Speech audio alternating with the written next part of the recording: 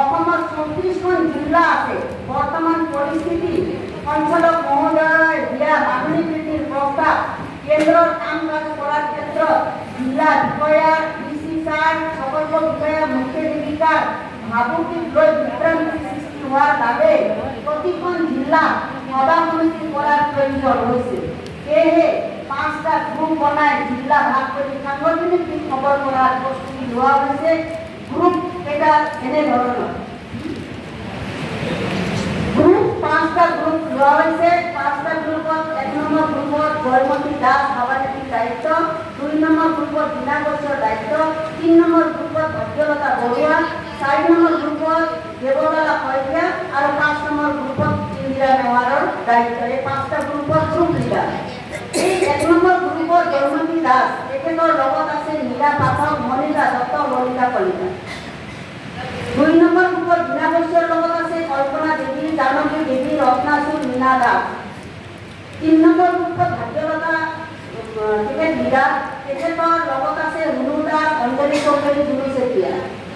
4 নম্বৰতে আছে দেৱবালা শইকীয়াৰ নেতৃত্বত চলা নীলু গোহাঁই, জাহ্নৱী দেৱী, মাকনি বুঢ়াগোহাঁই আৰু ছায়াদেৱী বাইদেউ। 5 নম্বৰতে আছে ইন্দিৰা নেৱাৰৰ লগত জয়মতী ডেকা, কৃষ্ণা গয়াৰী, অপৰ্ণা দাস, কণিকা ঘোষ, ৰেণু দেৱী। 1 নম্বৰ গ্ৰুপত জয়মতী দাসৰ নেতৃত্বত তেওঁৰ জিলাৰ দায়িত্ব হ'ল গোৱালপাৰা, ধুবুৰী, নগাঁও, হোজাই, কাৰ্যকলাপ, বঙাইগাঁও। বীণা ঘোষৰ লগত থকা গ্ৰুপত বাক্সা, বৰপেটা, নলবাৰী, চিৰাং, কামৰূপ, গোলাঘাট। ভাগ্যলতা বৰুৱাৰ দায়িত্বত থকা হ'ল দৰং, শোণিতপুৰ, কামৰূপ মহানগৰ, দক্ষিণ কামৰূপ। দেৱবালা শইকীয়াৰ লগত থকা গ্ৰুপত যোৰহাট, মাজুলী, লখিমপুৰ, তিনিচুকীয়া, শিৱসাগৰ, চৰাইদেউ, ডিব্ৰুগড়, ধেমাজি।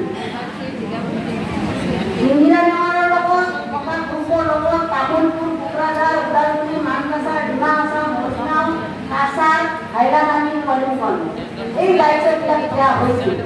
তাৰোপৰি আপোনালোকে জিলা বা প্ৰকল্পৰ ব্যক্তিয়ে ময়ো আছো যদি কয় আপোনালোকে ইয়াত আমাৰ লগত সংলগ্ন কৰিব পাৰে। কাৰণ গ্ৰুপ লিডাৰ 5-6জন হ'ব পাৰে। এই গ্ৰুপে আলোচনা কৰি আমি আজি 3জনীয়ে যাম। আজি আমি নহয়, আমি নগাঁও জিলাৰ, বাক্সা জিলাৰ আমি অমুকে যাম। কিন্তু আপোনালোকৰ তাত আমাৰ আপত্তি কৰিব লগা নাই।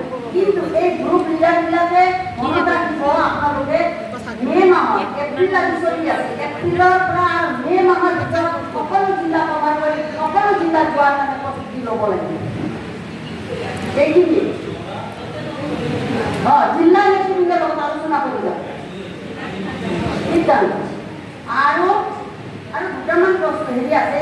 মাননি বৃদ্ধিৰ ঘোষণা নহ'লে জুন মাহৰ 2য় সপ্তাহত স্কুল তল কাৰ্যসূচী লোৱা হ'ব 22 তাৰিখৰ সিদ্ধান্ত মতে।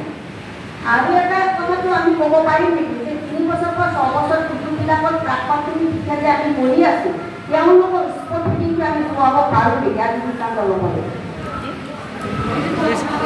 আমি এতিয়ালৈকে নিশ্চয় কোনোবাই খুৱাইছে, কোনোবাই খোৱা নাই। আমাক কেন্দ্ৰত যোগান ধৰাবিলাকে আমি দিছোঁ, কিন্তু স্কুল ফিটিংটো আমি কিছুমানে খুৱাইছোঁ, কিছুমানে খোৱা নাই।